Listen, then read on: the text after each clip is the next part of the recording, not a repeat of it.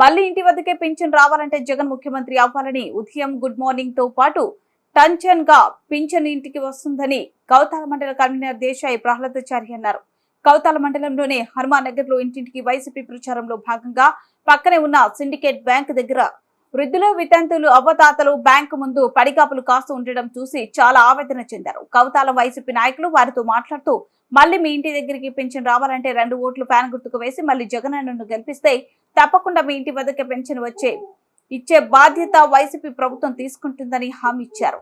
ఈ కార్యక్రమంలో మండల కన్వీనర్ దేశాయి ప్రహ్లాదాచారి, ఎంపీపీ 2 బుజ్జిస్వామి నాయకులు చౌదరి బసవరాజు, మాజీ సర్పంచ్ అవతారం వడ్డే రామన్న, సమ్మద్, విజయరామరాజు, సక్కరి తిక్కయ్య, భీమేష్, భాషా నరసింహ, రంగప్ప, కార్యకర్తలు, మాజీ వాలంటీర్లు తదితరులు పాల్గొన్నారు.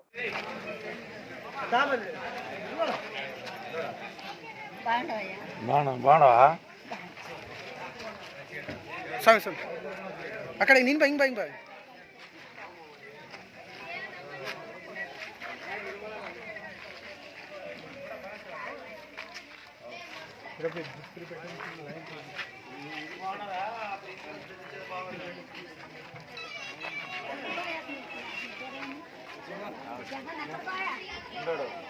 మరి ఇప్పుడు ఎన్నెల్లో బంద్ చేయించారా? చంద్రబాబు ఎలక్షన్ పంచకూడదు, వాలంటీర్ ఇంటికి పంపిస్తే ఫ్యాన్ గుర్తు ఓటేయాలని చెప్తారు. వాలంటీర్ వద్దని చెప్పి తీసేసారు కాబట్టి బంద్ చేశారు. మరి ఇప్పుడు జగన్ గెలిపించుకుంటే మనకి ఇంటికే వస్తుంది, 6 గంటలకల్లా ఇంటికి వస్తుంది. జగన్కి ఫ్యాన్ గుర్తుకేయాలా, 2 ఉంటాయి, 2 ఫ్యాన్కి వేయాలా. మరి ఒకటి దానికి దీనికి వేసేకపోతే పొరపాటు అవుతుంది, 2 ఫ్యాన్కే వేయాలా.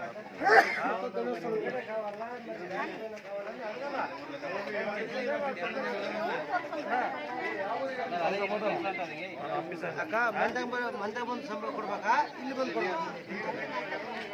ಅದು ಹೇಳ್ರಿ అందరూ చెప్పు ఇంత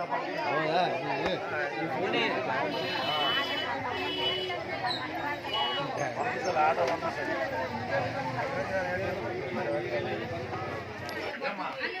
అందరితో వేయాలి. మన బంధువులతోనా, మన ఇంట్లో వెళ్తానా, మన పక్కింటి వెళ్తా కూడా వేయాలా. మనం ఒకటే వేస్తే సరిపోదు. ఈ పరిస్థితి రాకూడదు. మరి మన ఇంటికే జగన్ పింఛన్ పంపించాలంటే ఫ్యాన్ గుర్తుకు 2 ఉంటాయి. మరి ఒకటి ఫ్యాన్కి, ఇంకోటి వేయడానికి వేసి పొరపాటు చేయొద్దండి. జగన్ గెలిపించుకోవాలా, 2 ఫ్యాన్కి వేయాలా. ఇంటికి వస్తాయి 3,500,000. మరి మన ఇంటికే వస్తాయి. 5 రోజులు పెంచినాడు, 3,500,000 వస్తాయి.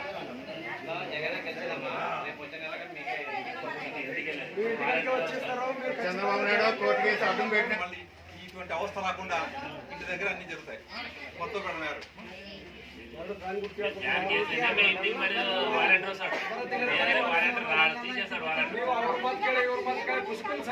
ಹೇಳ್ತಿದ್ವಿ ನಾವು ಗುರ್ತಿಟ್ಕೊಂಡ್ರೆ ತಿಳ್ತೇವೆ.